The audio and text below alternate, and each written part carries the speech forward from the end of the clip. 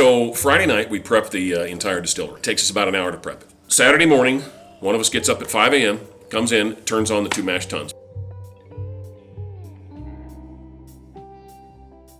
We come back at 8 o'clock or so, and we dump the grain and we start cooking it. If we're doing bourbon, which is what we do most of, you have to cook the corn first for X amount of hours until you get the sugar levels to a certain level. And then we put the last of our enzymes in there and let sit for 1 hour.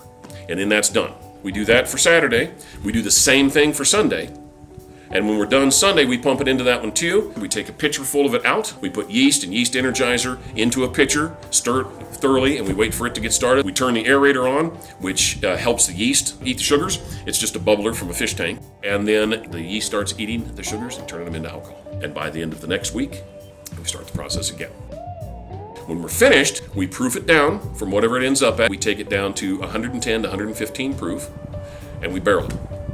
Right now, we can fill 4 of those little 3-gallon barrels on one weekend. And those little barrels take about a month to 2 months to age.